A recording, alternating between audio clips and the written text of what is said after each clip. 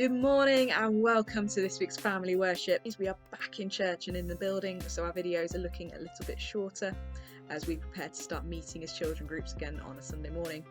If you are joining us in church as well, there is a sheet you can grab from the back of church to complete throughout the time with colouring pens and all sorts as well. It'd be great to see you in person, but if not, we love that you are still with us online. We're going to be looking at one of the stories of Jesus' disciple called Thomas, who doubted that Jesus had really risen from the grave. Before we do that though, I wonder, what is the most unbelievable thing that has ever happened to you?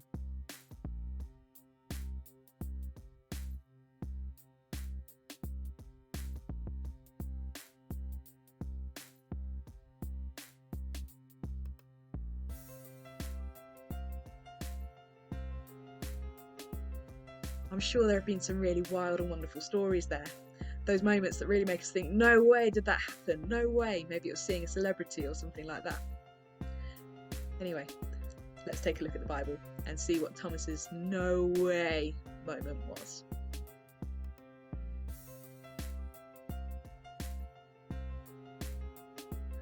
Now Thomas, also known as Didymus, was one of the 12 disciples, and he was not with them when Jesus came. So the other disciples told him, "We have seen the Lord." But he said to them, "Unless I see the nail marks on his hands, and put my finger where the nails were, and put my hand in his side, I will not believe." A week later, his disciples were in the house again, and Thomas was with them. Though the doors were locked, Jesus came and stood among them, and said, "Peace be with you." Then he said to Thomas, "Put your finger here, see my hands, reach out your hand and put it into my side. Stop doubting and believe." And Thomas said to him, "My Lord, my God." Then Jesus said, "Because you have seen me, you have believed. Blessed are those who have not seen, yet have believed." Certainly when we see things, it makes it much easier to believe. We can look at the sky and we can say it's blue because we can see it. We can look at the grass and say it's green because we can see it. But if I tell you that I've just jumped 20 metres high in the air, you probably wouldn't believe me unless you saw it. And this is a little bit like Thomas in our story. At this point, Jesus has just come back to life. We celebrated that last Sunday on Easter. Lots of the disciples had seen Jesus and they believed that he was back to life because they had seen him. Thomas had only heard this from the other disciples, and he doubted still. He didn't believe that dead people could come back to life. And Jesus knew this. Jesus knew that Thomas was doubting. And sometimes when we have doubts, one response is to say, just have faith. And that's good. And it is right that we are meant to believe and trust in God, even when it feels tricky. But what's really cool about this is that Jesus didn't just come to say, you've got to have faith now. He came to show what happened to Thomas. He came to say, you don't need to doubt. Look at my hands, look at my side. You can see me. And he met with Thomas because Thomas had shared his doubts. And this is a really important lesson for us. Doubts aren't bad to have. In fact, they're helpful because they help us ask questions, and when we ask questions, we explore things. And we learn and we get to know God better through that. So if it is that you have got any doubts, you can ask Jesus about those. Maybe it is you've heard things about science or arguments that said that God doesn't exist. And actually those doubts make really good questions to look into. I know I definitely don't know everything, but every question I have asked has come back to say that God is there and Jesus died for me. And actually it was only through asking those questions that I got to know Jesus for myself. So, have a think now. Have you got any doubts? Is there anything you would like to talk to Jesus about? Anything that makes you think, I'm just not sure about that? Spend a moment now talking about it as a family.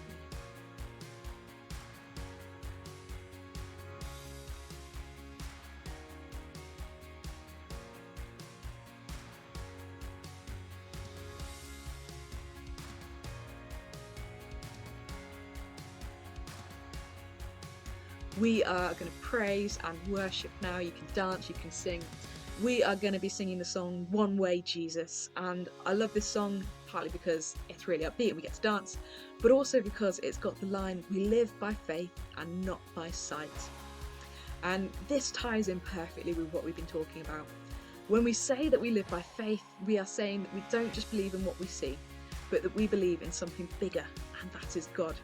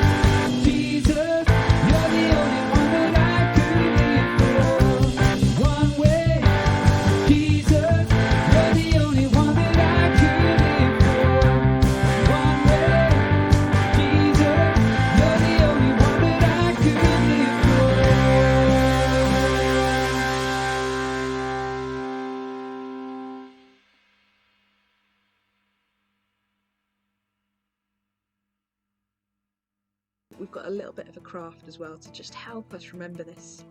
If it is you've got any doubts or any questions that are big that you wanted to write down just so you remember to ask them and pray about them, this is a good chance to do that too.